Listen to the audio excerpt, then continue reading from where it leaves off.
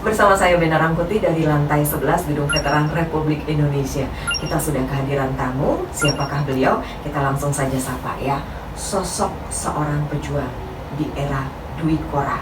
Beliau mengorbankan waktu, finansial, dan juga segalanya. Tapi seperti apa ya perjalanan perjuangan beliau?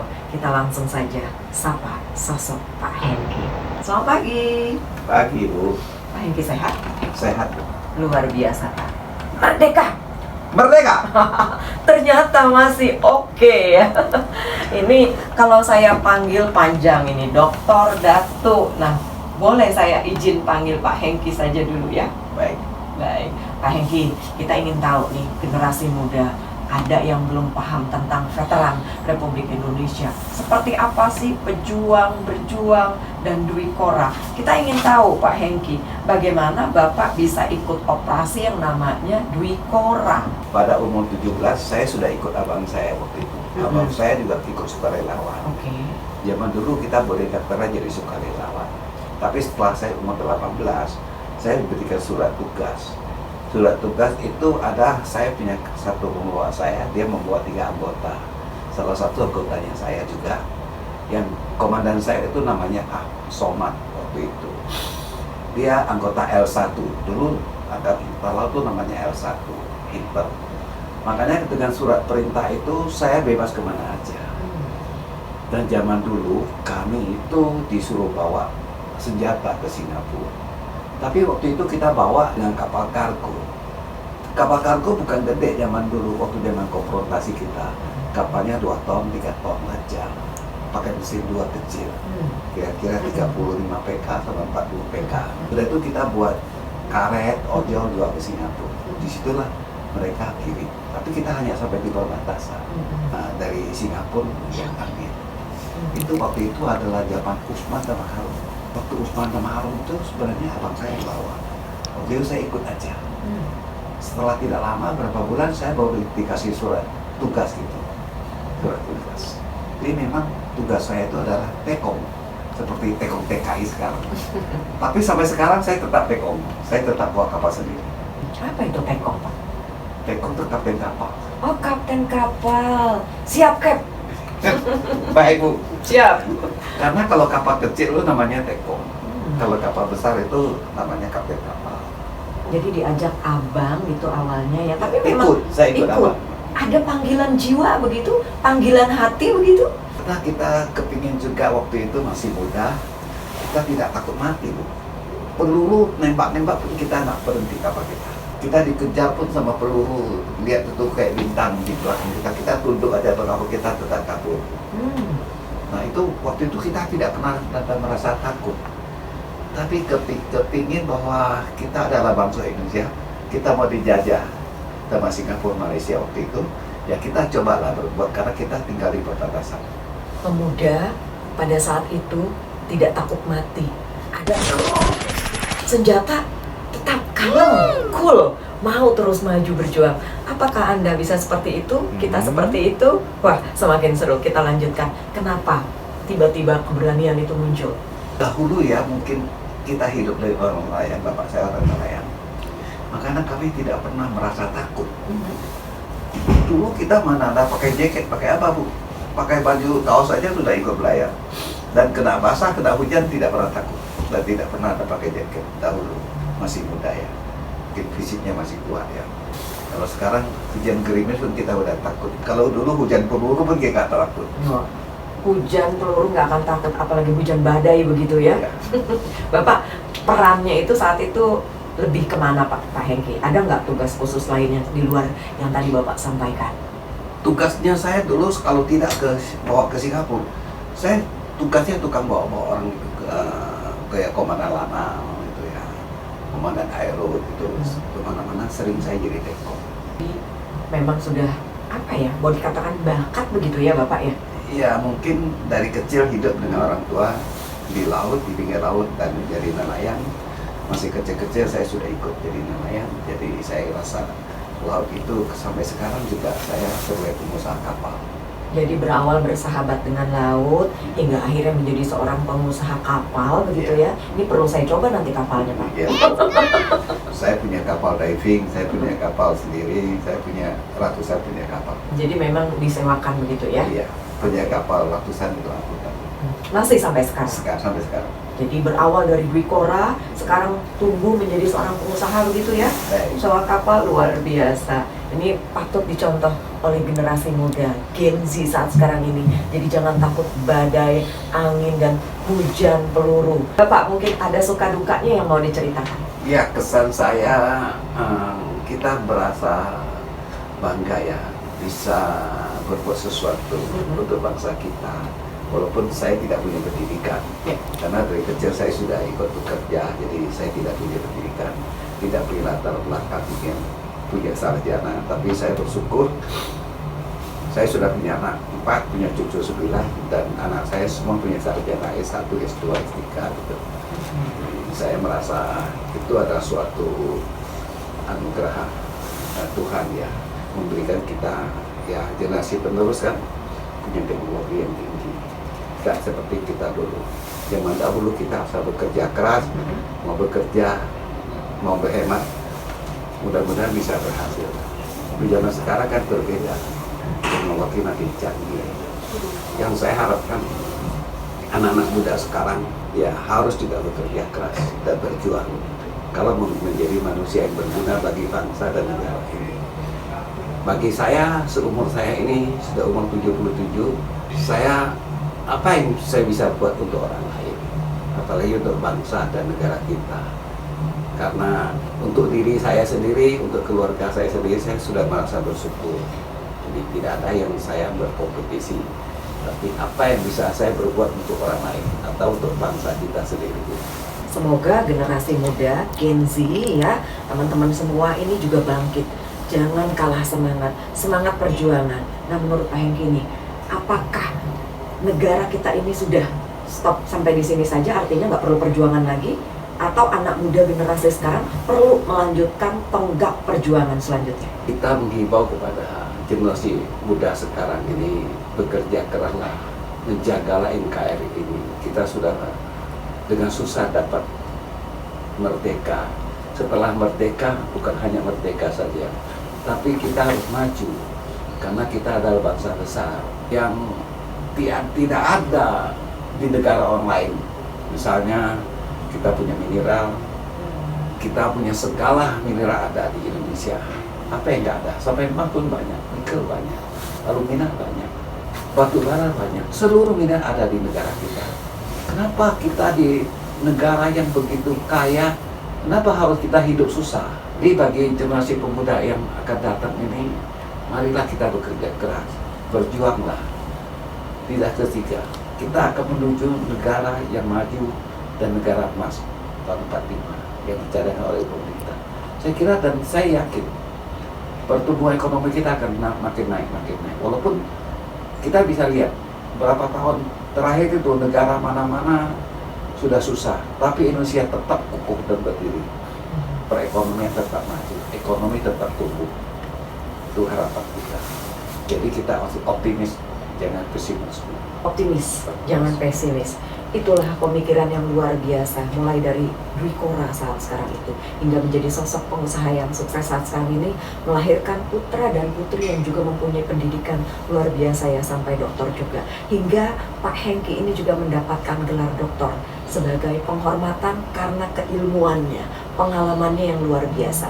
Beliau berhak mendapatkan gelar Doktor Kausa tersebut. Dan ini juga ada gelar Datuk. Nah, kalau Datuk ini apa ini, Pak?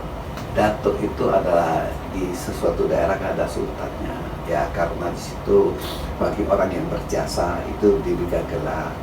Saya jujur aja di Kepri itu apa yang saya tidak pernah buat untuk pemerintah saya Datuk. Misalnya waktu membuka lagu itu bisa bikin letterai kemana, itu saya tukang terobos. Saya tukang bawa orang-orang yang datang survei dari luar negeri, akhirnya menjadi lagu sekarang itu. Jadi kontribusi saya, perjuangan provinsi segala itu saya ikut handle. Tapi saya tidak ikut politik, Bu. Tapi saya ikut handle. Apapun yang saya bisa bantu, saya bantu. Sehingga kalau saya diberikan datuk, mereka punya yayasan itu berdialog sama saya. Kok kamu kasih pejabat selalu yang bekerja keras kamu orang tidak berikan? Saya bilang, nah disitulah mereka berpanggil, saya berikan, saya bilang, dapat. Sekarang tetap masih terus berbuat begitu ya untuk lingkungan di mana Bapak berada ya Pak ya. Mungkin untuk masyarakat umum ada yang mau disampaikan? Saya sekarang sesuai agama saya Buddha, saya sudah memelihara juga yang di atas tanah 10 hektar. Ya, dengan gedung yang tertinggi, pagodanya, ada Kuang Im yang tertinggi di Asia. Itu bagi saya suatu amanah saya dan bukan cita-cita saya, tapi itu adalah anugerah yang tidak saya pikirkan akan begitu, tapi saya pelan-pelan dalam waktu 30 tahun, 20 tahun lebih, ya saya sudah terlaksanakan dengan tekun saya bangun. Untuk umat begitu ya, Iya. untuk apa lingkungan ya, siapapun begitu Bapak tetap peduli ya, terutama membangun tempat ibadah Iya. yang dimana bisa digunakan untuk beribadah begitu kepada Tuhan yang Maha Kuasa ya.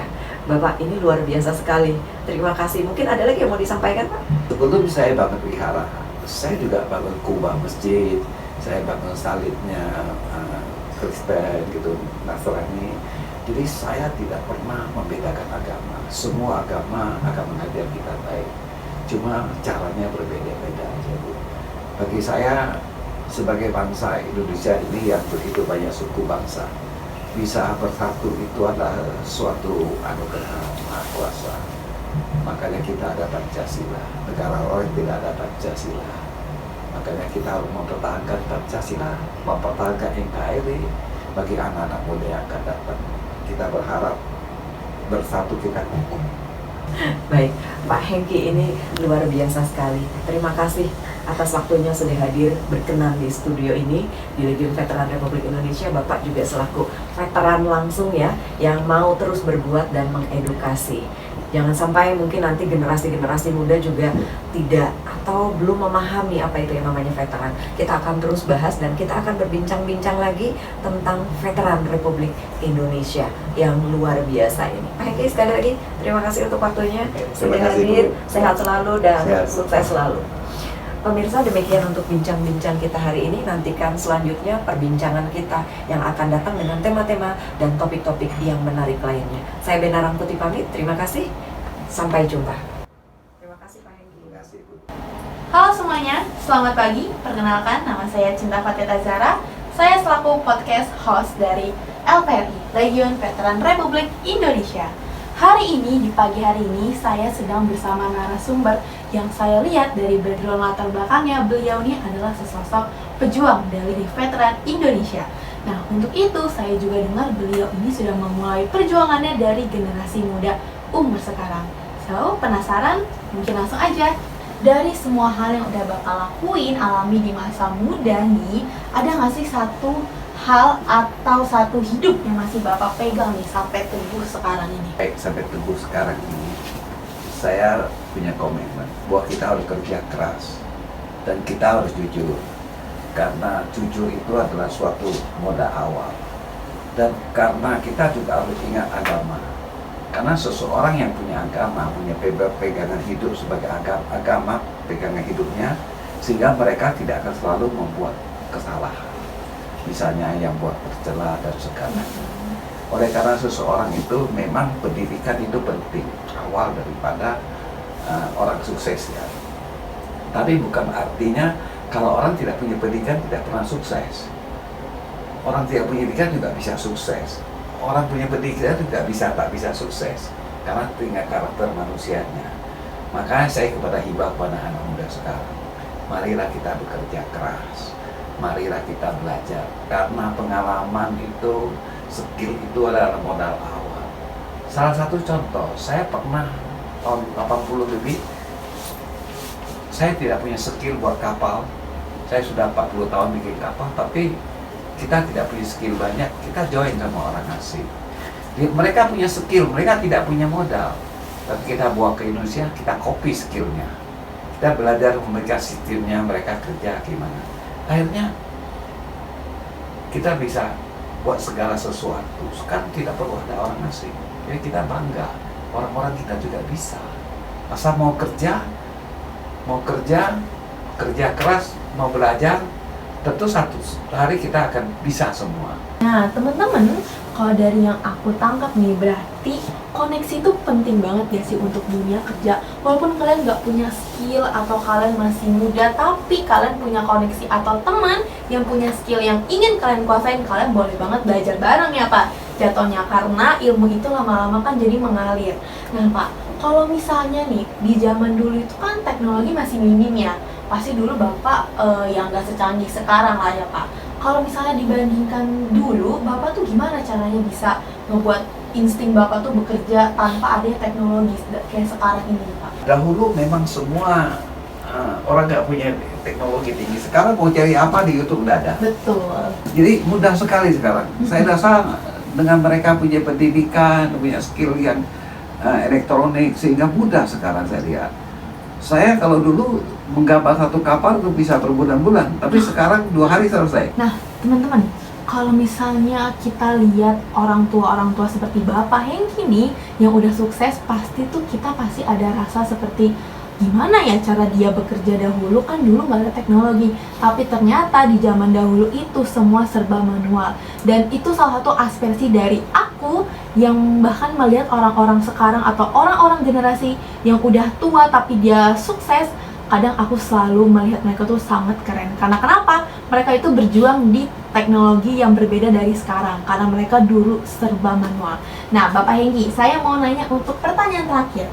Kalau misalnya generasi muda hari ini pengen banget berkontribusi seperti Bapak dulu, tapi bingung nih mau mulai dari mana, Bapak tuh punya saran nggak sih buat mereka-mereka ini? Ya, saya saran kepada mereka yang selalu mau turun ke lapangan, melihat dan bekerja, mengalami. Jangan hanya sebagai pemimpin tuh hanya duduk di atas meja.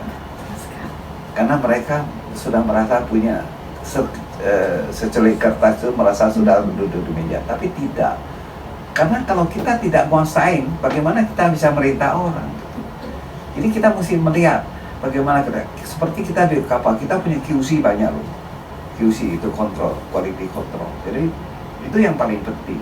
Jadi semua kerjaan itu kalau dikontrol, dinikmati, akhirnya mereka akan bisa kerja sukses. Jadi kita sudah buat suatu sistem kerja.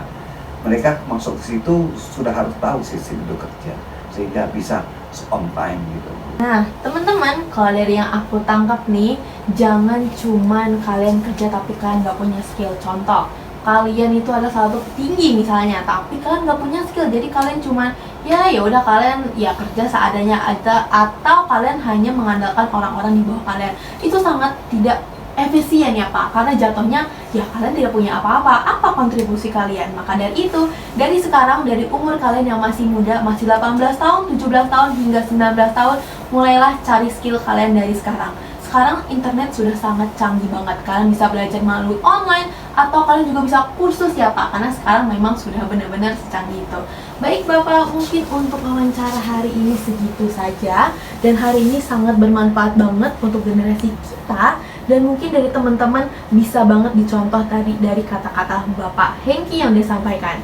Baik, saya Cinta selaku host podcast LPRI, pamit undur diri, see you.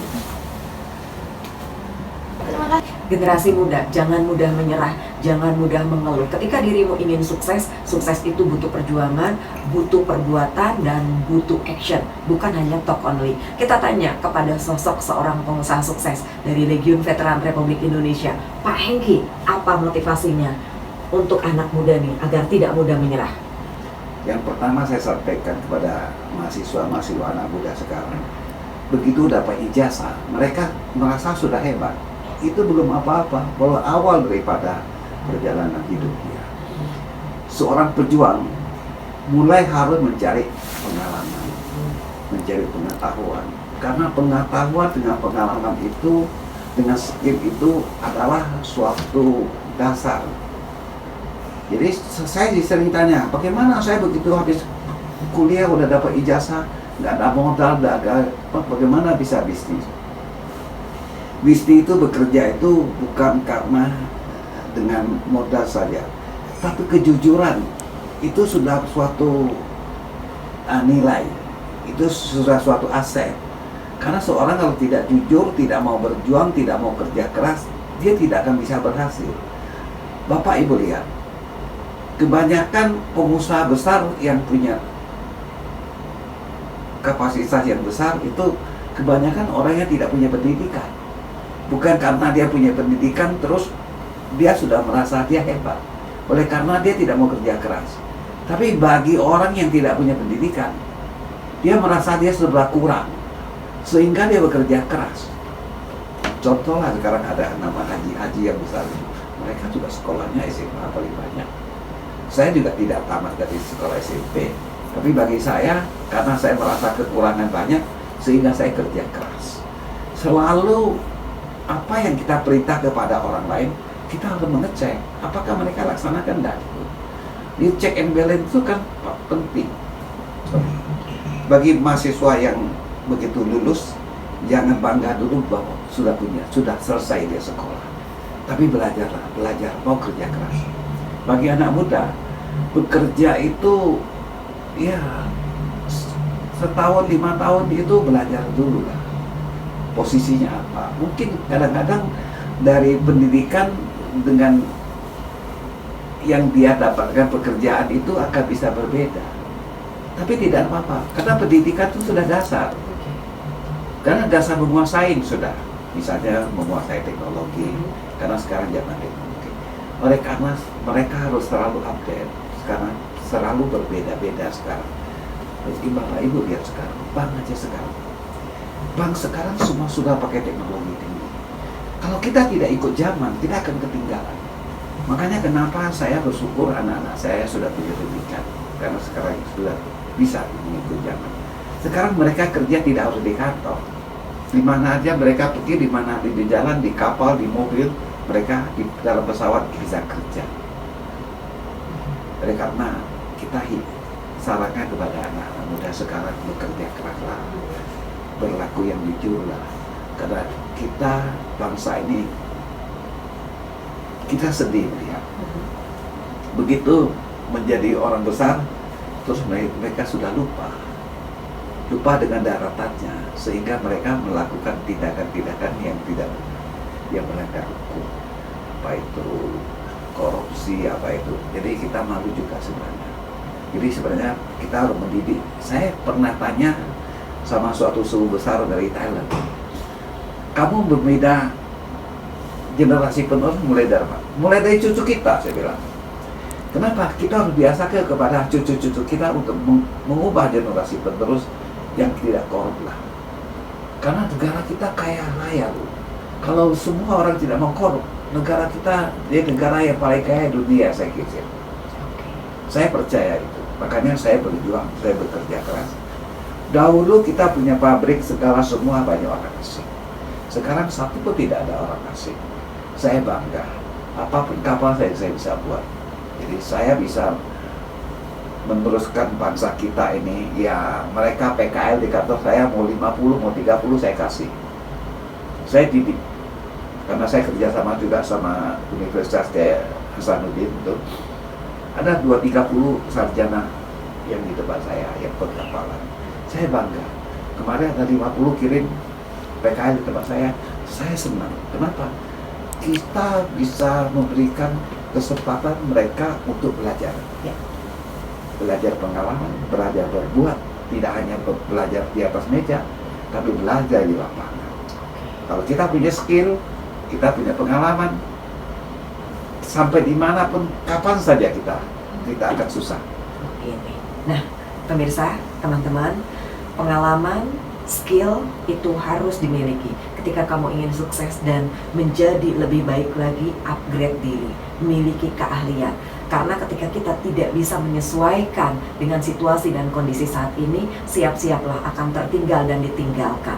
Itu beberapa hal poin yang bisa saya ambil dari apa yang Pak Hengki sampaikan. Dunia akan mengajarkanmu untuk terus berkembang. Tapi ketika kamu tidak mau berubah untuk update diri, maka siap-siaplah, kamu pun tidak menjadi siapa-siapa.